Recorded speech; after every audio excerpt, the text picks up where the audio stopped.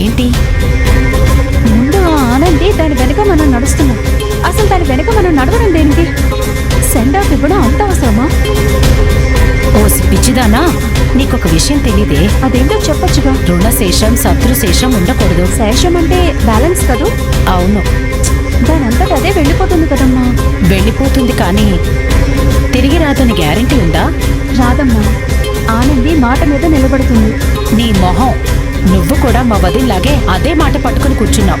లేదమ్మా, ఆనంది గురించి దాని క్యారెక్టర్ గురించి నాకు బాగా తెలుసు. సరే, ఆనంది తిరిగి రాదు అలా అని అశ్విన్ ఊరుకుంటాడా?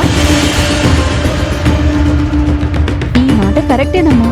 కదా, అందుకే దాన్ని పూర్తిగా సాగనంపేద్దామని. పూర్తిగా అంటే? పూర్తిగా అంటే పూర్తిగా. అయితే ఆనందిని? అంతేగా. పాపం. నువ్వు ఊరుకో. నువ్వు నేను పాపం అనుకుంటే ఆ పాపమే సిగ్గుపడుతుంది. నాకు నీ లైఫ్ ముఖ్యం, అంతే. ఇక జన్మల ఆనంది నీడ కూడా అశ్విన్కి కనిపించకూడదని. అలా కనిపించకూడదంటే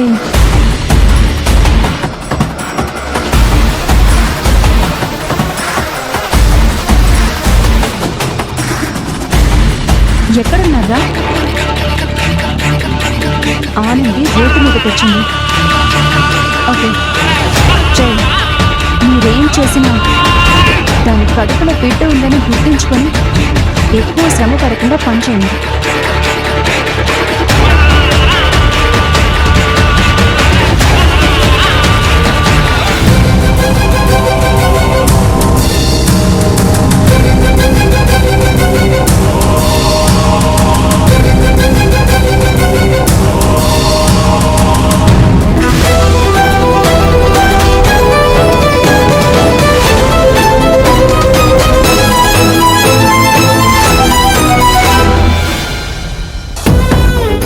ఆనంది, ఆనంది,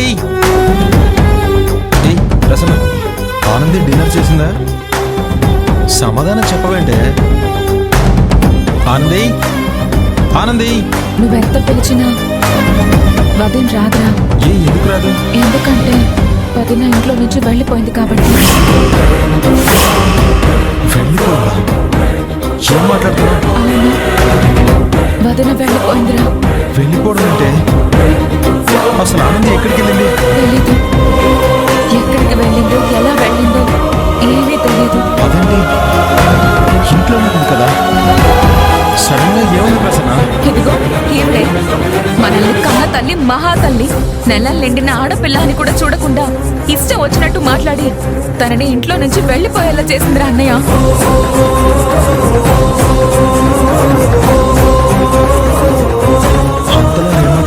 అశ్విన్ జీవితం నాశనం అవ్వడానికి కారణం నువ్వే.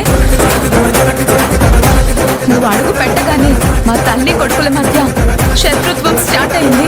నీ కడుపులో ఉన్న బిడ్డ కూడా నీలాగే మా కుటుంబాన్ని కష్టాల పాలు చేస్తుంది. నీ డెలివరీ ఇక్కడ జరగడానికి వీల్లేదు, వెంటనే ఇంట్లో నుంచి వెళ్ళిపో అని ఆనంది వదిన గుండె ముక్కలైపోయేలా మాట్లాడింది.